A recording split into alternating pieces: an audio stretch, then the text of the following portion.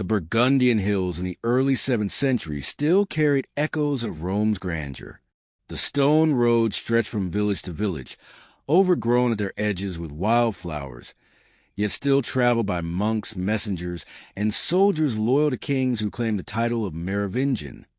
In this shifting landscape of fractured kingdoms and ambitious nobles, Leodegar was born around the year 616 into a noble Frankish family, whose name carried weight across Burgundy. His father, a man of both influence and wealth, desired for his son the life of a statesman, a counselor at court, perhaps even a leader who might command armies. His mother, more devout, whispered prayers over his crib and dedicated him quietly to God, hoping he might embrace a life of piety. From his earliest days, Leodegar was tugged between these two worlds, the rough, political ambitions of the Merovingian nobility and the quiet, spiritual pull of the cloister. As a child, Leodegar's home was alive with the chatter of servants, the clatter of horses' hooves in the courtyard, and the glow of feasts that brought together Burgundian lords and court officials. He was taught his letters by private tutors, first in Latin, then in the sacred scriptures. His quick mind absorbed not only the recitation of psalms, but also the rhetoric of Roman law and the art of persuasion, tools that noble children were expected to master if they were to rise in politics. Yet even in his boyhood, a certain seriousness marked him. Other boys of his age might seize wooden swords and stage mock battles in the fields. Leodegar often drifted away to quiet corners where he would thumb through a psalter or lose himself in thought. One story preserved from his childhood tells of him wandering into a chapel attached to his family's estate. It was a small, dim place, lit by flickering oil lamps before a carved wooden crucifix. Young Leodegar knelt, gazing up at Christ's outstretched arms. Something in the image stirred him, perhaps the silence of the figure, perhaps the wounds that bore witness to suffering accepted without complaint. He began to imitate prayers he had heard from his mother, awkwardly but sincerely, and felt a warmth, a kind of quiet presence, surround him. Years later, he would look back on those moments as the first sparks of a mystical inclination and early stirring of grace. At about 12 years old, his parents sent him to the royal court of King Clotaire II. There, in the swirl of silk robes, gleaming swords, and endless petitions, Leodegar received his early education in the politics of the Frankish kingdoms. He was expected to learn diplomacy, to sit quietly while ambassadors were received, and to observe how lords jockeyed for favor. Yet at night, in his chamber, he would turn back to his psalter, reading until his eyes grew heavy. He began fasting on certain days, surprised his attendants, and showed little taste for the extravagant banquets that other boys at court relished. It was at court that Leodegar met Queen Bathilde, a figure who would later shape the course of his life. At this point she was still young, a former Anglo-Saxon slave who had risen to become the wife of Clovis II, Clotaire's son. Her dignity and piety impressed the boy. She seemed to carry an air of quiet authority that did not depend on riches or force. Once, seeing her pause to wash the feet of poor pilgrims who had come to the palace gates, Leodegar stood transfixed. That a queen would kneel in such humility astonished him. Something within him stirred again. Was greatness truly to be measured by power or by service? His adolescence was marked by growing tension between his father's expectations and his own desires. When he returned home for a time, his father pressed him to train more seriously in martial skills, horseback riding, swordplay, and the hunt. Leodegar obeyed, but half-heartedly. On one hunt, as the party chased a stag through the forest, Leodegar found himself separated from the others. He dismounted, listening to the quiet murmur of the wind through the trees. A strange peace descended on him. In that solitude, he suddenly felt an overwhelming awareness of God's presence, as if the forest itself had become a cloister. The noise of the hunt seemed far away, almost absurd in its violence. He dropped to his knees, clasped his hands, and prayed aloud. Later he told a confidant that in that moment He felt as though the Lord was asking him to leave behind the fleeting honors of the world and choose another path. This marked the beginning of his conversion. At first he kept silent, wary of his father's disappointment. But his mother, perceptive, noticed a change. The boy ate less at feasts, rose earlier to pray, and spent long stretches in contemplation. Eventually, after a particularly intense season of inner struggle, he confided to her that he wished to dedicate his life to God. Tears welled in her eyes, not of sadness, but of recognition. She blessed him and told him she had prayed for this day since his birth. At around 20 years of age, Leodegar was placed under the care of his uncle Diden, the Bishop of Poitiers, who became his mentor. Diden recognized in the young man a rare combination: intellectual brilliance, noble bearing, and a deepening spiritual seriousness. He enrolled him in the cathedral school, where Leodegar immersed himself in scripture, canon law, and theology. Unlike other students, who sometimes treated their studies as a mere stepping stone to ecclesiastical offices, Leodegar approached each lesson as a means of drawing nearer to God. He fasted twice a week, gave alms in secret, and began to adopt a disciplined rhythm of prayer. It was during this time that he experienced a vision which deeply marked him. One night, while keeping vigil in the chapel, he fell into a kind of trance. Before him, he saw a vast field of wheat swaying in golden light. As he gazed, a violent storm swept through, flattening much of the crop. Only a small section remained standing, illuminated by a beam of sunlight. He heard a voice say, "The harvest is great, but the labors are few. You shall be set apart to gather the remnant." He awoke trembling, convinced that God was calling him not simply to monastic withdrawal, but to active labor in the church, even amid the storms of politics and intrigue. When he took minor orders, he did so with a zeal that impressed his bishop. He served at the altar with reverence, spending hours afterward in prayer. He was known to weep during the chanting of the Psalms, overwhelmed by their beauty and the sense of God's nearness. One day, while distributing alms in the city, a beggar touched his hand and whispered, "Blessed are you, servant of Christ." Leodegar was shaken. It seemed to him a confirmation that the path he had chosen was indeed marked by divine favor. By his mid-20s, his reputation for holiness and wisdom had spread. The monks of Saint Leodegar, a monastery near Poitiers, petitioned for him to become their abbot. Bishop Diden consented, and Leodegar, though reluctant at first, accepted the charge. His arrival at Saint Leodegar marked the beginning of a new chapter in his life, one that will reveal both his administrative genius and his burning zeal for reform. The monastery had grown lax, its discipline eroded by wealth and comfort.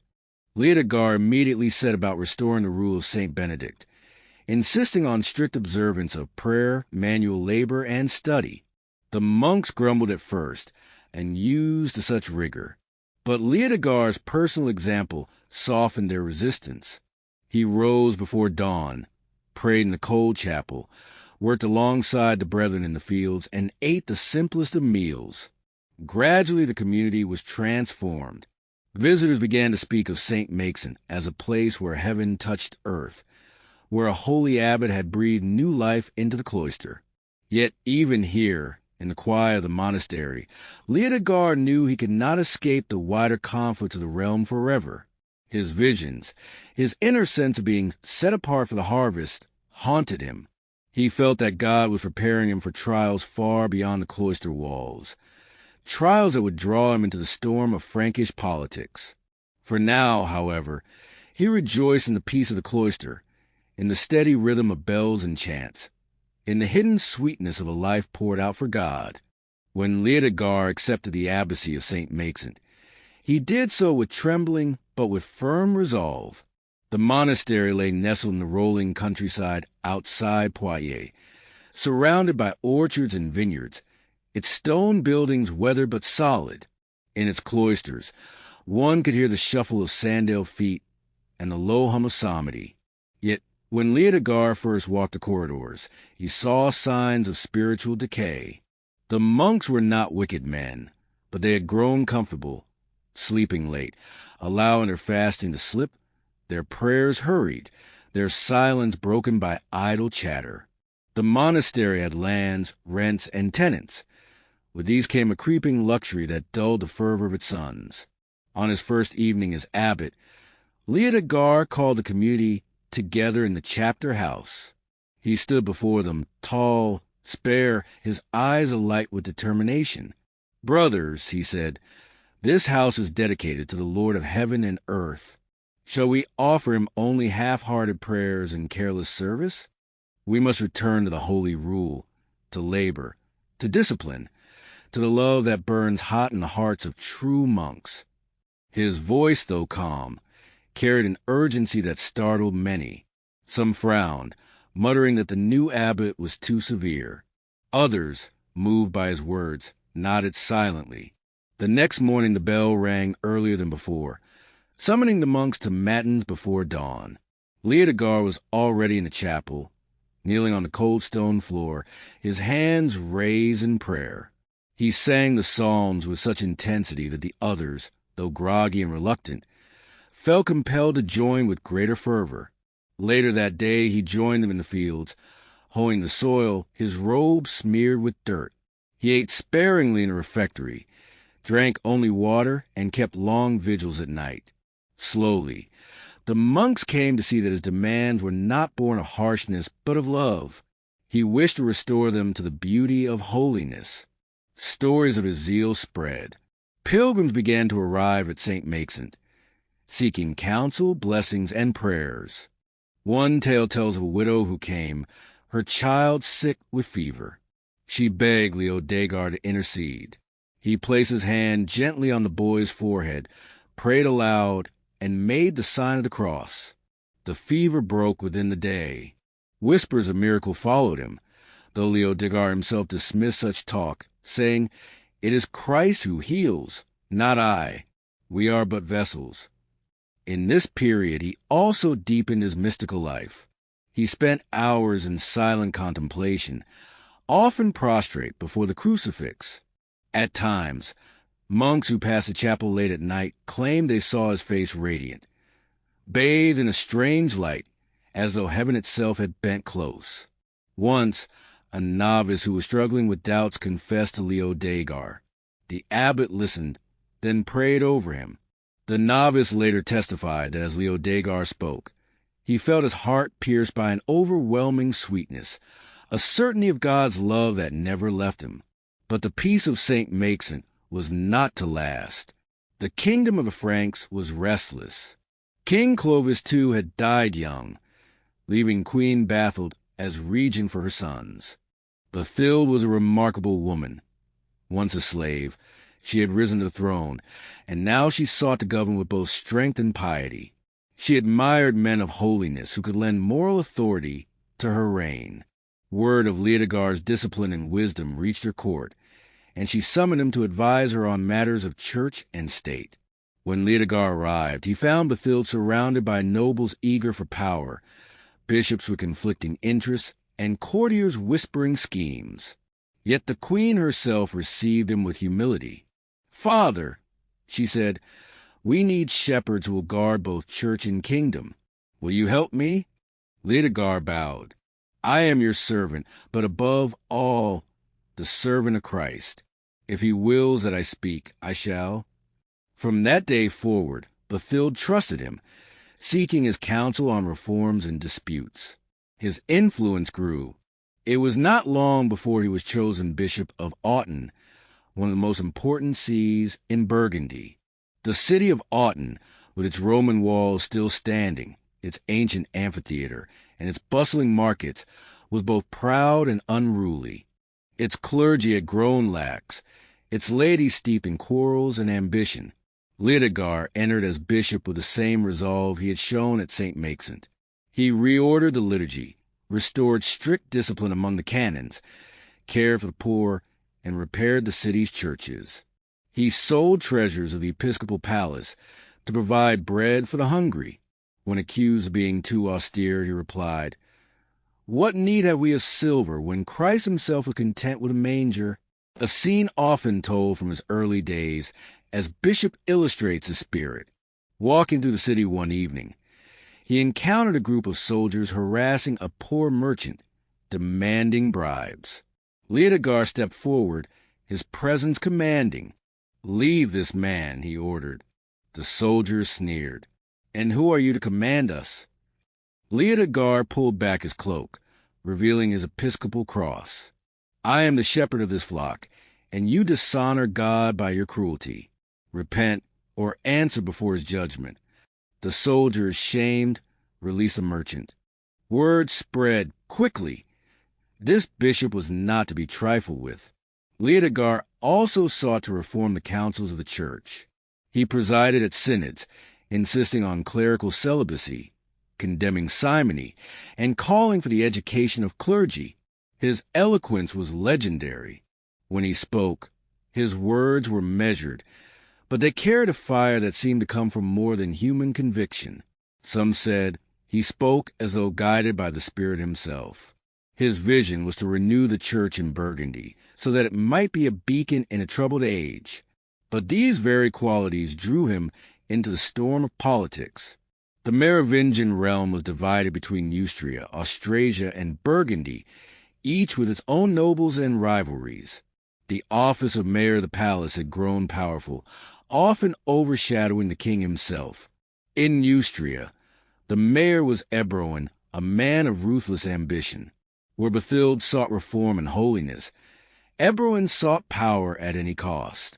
Inevitably, he and Leodegar would clash. At first, the conflict was indirect. Ebroin disliked Berthild's reliance on holy men like Leodegar, seeing it as a threat to his influence. He began to undermine the queen, spreading rumors, forging alliances with discontented nobles.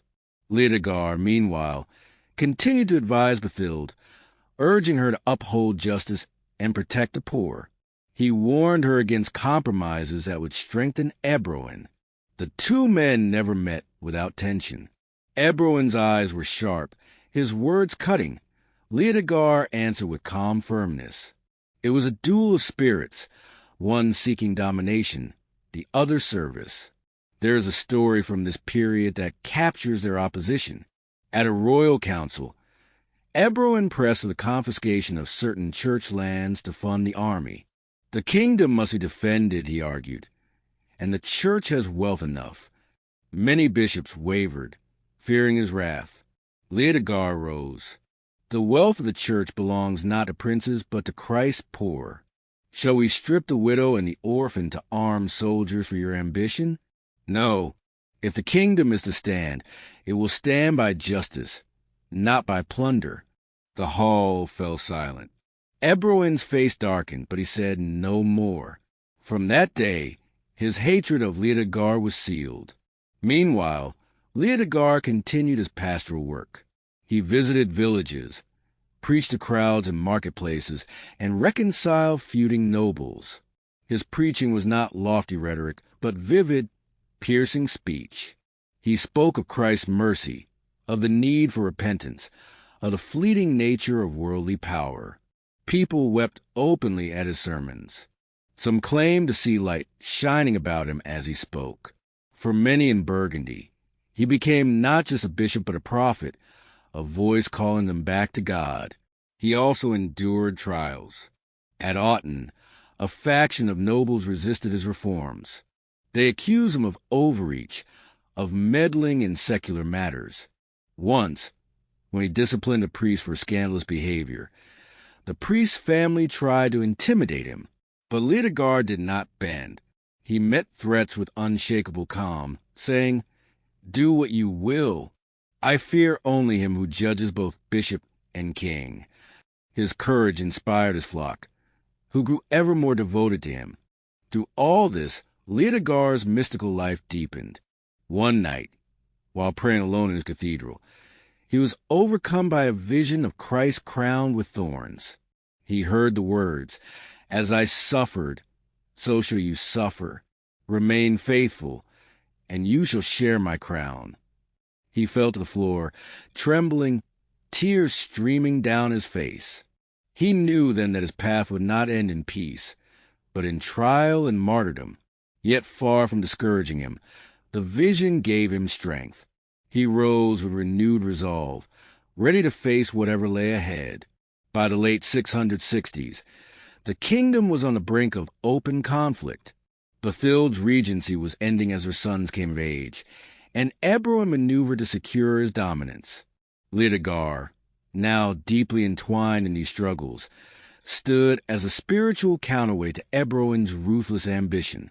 The stage was set for the storm that would soon engulf him, a storm that would test his faith to its very limits. The uneasy peace between Leodegar and Ebroin could not last. The mayor of the palace was a man who saw the church as a rival power, and Leodegar's popularity among both nobles and common folk made him dangerous. The bishop's voice carried moral weight in a way Ebroin's decrees could not. Whenever the two clashed at council, it was Leodegar whom men trusted, Leodegar to whom people turned for guidance. For Ebroin, it was intolerable. He resolved to destroy him. The first blow came quietly, in whispers and accusations. Ebroin spread word that Leodegar sought to usurp secular power, that he aimed to set himself above the king. Letters forged in Leodegar's name circulated, accusing him of treachery. Some nobles began to waver in their loyalty, uncertain whom to trust. But when these rumors reached Autun, the people rose in his defense. Crowds gathered outside the bishop's palace, shouting their loyalty. Leodegar, standing at his window, raised his hand for silence. "Children," he said, "our Lord suffered calumny, and we are his servants. If I am accused falsely, I will answer before God. Let no one shed blood in my name." His words pacified them, but the tension lingered like a storm cloud. Ebroin struck harder. By bribery and intimidation, he persuaded the young king Theoderic III to banish Leodegar from Autun. Soldiers arrived at the episcopal palace. They found the bishop kneeling in his chapel. "My lord bishop," their captain said awkwardly, "you are commanded to leave the city at once." Leodegar rose calmly. "If it is the king's will, then so be it. But know this, no exile can part me from Christ." With only a small escort, he was led away, his flock weeping at the gates. His exile was to a remote estate, little more than a prison cloaked in politeness. Guards watched him. Messengers reported on his every word. Yet here Leodegar's holiness shone all the brighter. He turned a confinement into a monastery of sorts. He rose before dawn, prayed the hours, fasted rigorously, and instructed his guards in the Psalms. One soldier later testified to hearing the bishop chant the scriptures in the cold dawn air pierce his heart, and he secretly began to pray himself. During this exile, Leodegar experienced visions that strengthened him. One night, lying on his simple bed, he dreamed he saw a lamp burning brightly before him. A violent wind swept through the room, extinguishing all other lights, but a small lamp remained steady, unmoved. He awoke with tears and understood. The Lord would preserve his faith even as kingdoms fell into chaos. After some months, political tides shifted. Enemies of Ebroin gained influence, and Leodegar was recalled to court. The people of Autun welcomed him with jubilation, bells pealing, crowds pressing to touch his garments. He returned not as a broken man, but as a shepherd tempered by trial. Yet his reprieve was short. Ebroin returned to power with greater fury, and this time his vengeance knew no bounds. Leodegar was seized again, but now the treatment was harsher.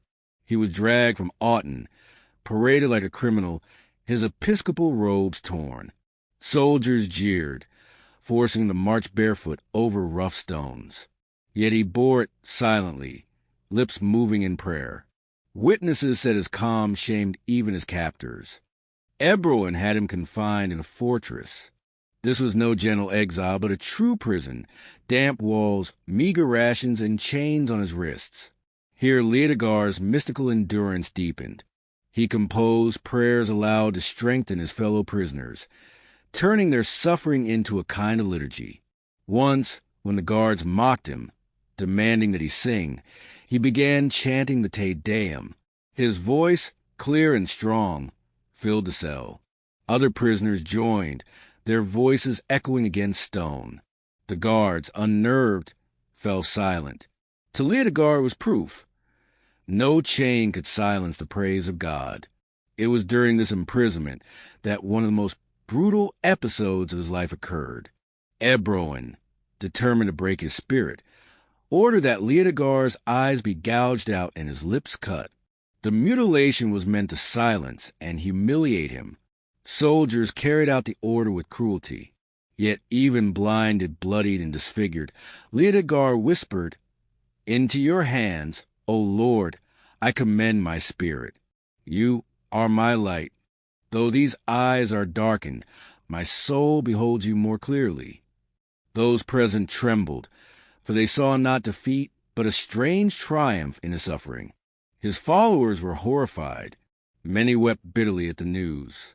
Yet Leodegar himself consoled them. "Do not weep for me," he told those allowed to visit. "Christ has granted me to share in his passion. What greater honor can a servant desire than to be conformed to his master?" His word spread like fire through Burgundy. Far from destroying his influence, Ebroin had only made him a martyr in the hearts of the faithful. In the fortress, he developed a kind of second sight. Though blind, he seemed to perceive what others could not. Once, when his jailer entered, he said, "You are troubled, friend. Your child is ill." The man gasped, for it was true. Leodegar prayed aloud, and days later the child recovered.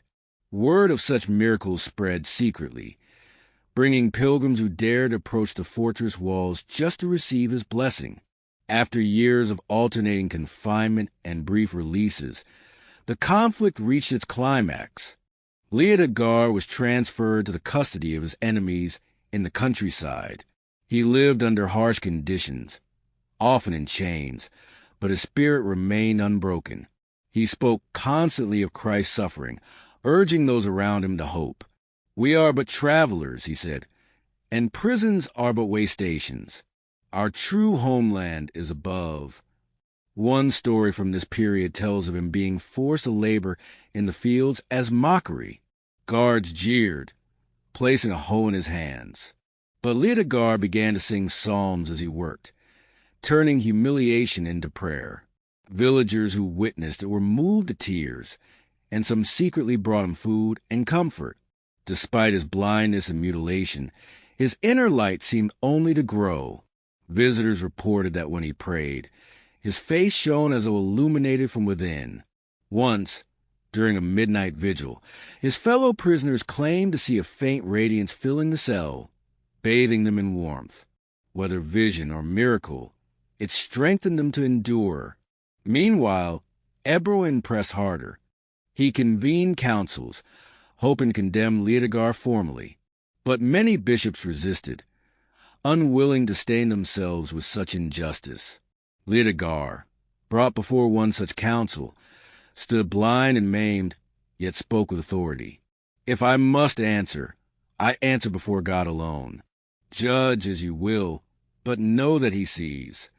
His words struck fear even into some of his enemies. Yet Ebroin's power was great. Leodegar was condemned to further exile, shuffled from place to place like a pawn. Each transfer left him weaker in body, but stronger in faith. He knew now that his earthly journey was nearing its end. In his prayers, he began to speak more often of heaven, of the crown promised to those who endure. One of his last visions came during this period. He dreamed of a great cathedral filled with light. Choirs of angels sang, their voices like rushing water. In the midst stood Christ, crowned yet wounded, extending his hand. "Come, faithful servant," the Lord said. "Your trials are nearly complete." When he awoke, Leodegar smiled. "Soon," he whispered, "I shall see the light that no darkness can obscure." The years of struggle had brought him to the edge of martyrdom. Ebroin had failed to silence him, failed to break his spirit. Now, determined to end the contest once and for all, he prepared the final sentence. Leodegar, blind, scarred, weary in body but steadfast in soul, was led toward the last chapter of his life, the chapter that would seal his place among the martyrs of the Church. The years of exile, blinding, and mutilation had left Leodegar physically broken but spiritually aflame. Those who saw him in his final days marveled at how a man so scarred could radiate such peace. He walked slowly, guided by attendants, his once commanding features now ravaged by suffering. Yet when he spoke, his voice carried the same quiet fire, steady and sure, as though pain had been transfigured into prayer. By the late 670s, Ebroin's grip on power was firm. King Theoderic III was little more than his puppet, and opposition was dangerous. Yet Leodegar remained a living reproach. Even in captivity, his name was invoked by nobles, bishops, and common folk as a symbol of righteousness. Ebroin knew that so long as Leodegar lived, his own authority was threatened. At last, he resolved to finish the matter. The bishop was moved to a rural estate near Arras, under the watch of hostile guards. The journey was humiliating. The blind bishop stumbled along rough roads, jeered by soldiers. Yet he bore it without complaint, murmuring psalms as he went. At one village, peasants knelt along the roadside, tears streaming as they reached out to touch his garments. "Pray for us, Holy Father," they cried. He stopped, raised his hand, and blessed them. A hush fell, as though heaven itself had stooped to comfort the poor. Even his guards shifted uneasily, sensing that this was no ordinary prisoner. At this state of sarsing, he was confined under brutal watch. Days were spent in a bare cell, nights in chains. But even here, he made of his prison a sanctuary. He prayed aloud, sang hymns, and encouraged those who brought him scraps of bread. To one guard, a rough soldier hardened by war, he said gently, "Brother, do not despise the mercy of God. Even now he waits for you." The man was shaken. Years later, he would claim that Leodegar's words never left him. At last, Ebroin gave the order. Leodegar was to be executed, not swiftly, but with humiliation as a warning. Soldiers came for him on a gray autumn morning. The air was heavy with mist, the ground slick with dew. They led him out into the open fields, his body frail, his steps unsteady. Villagers gathered at a distance, whispering prayers, too afraid to intervene. The soldiers jeered. "Where's your God now, Bishop?" one spat. Leodegar lifted his face toward the unseen sky. "He is here," he said, "closer than you know. Into his hands I commend myself." They dragged him to a tree at the edge of the field, stripped him of his torn cloak, and bound him. His gaunt frame trembled, not with fear, but with exhaustion. Even then, he prayed aloud for his persecutors. "Lord, forgive them. They know not what they do. Grant them to see the light, that even my blind eyes behold." His words silenced the mockery. Ebroin's cruelty was methodical. The soldiers first beat him, blows raining down on his battered body. Yet he uttered no cry, only whispered the psalms. Then, by command, they cut deeper into his flesh, reopening old wounds.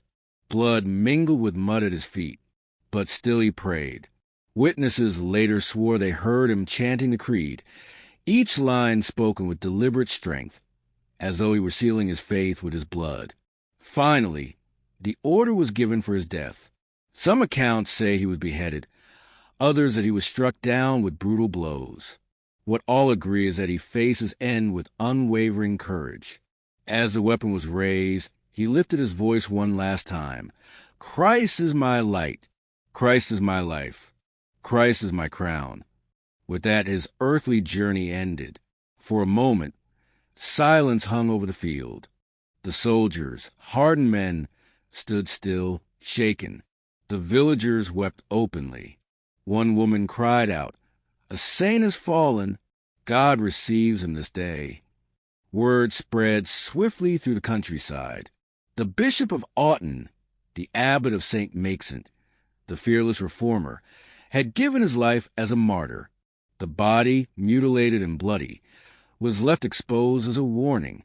But by nightfall, faithful Christians crept to the site, wrapped in linen, and bore it reverently away.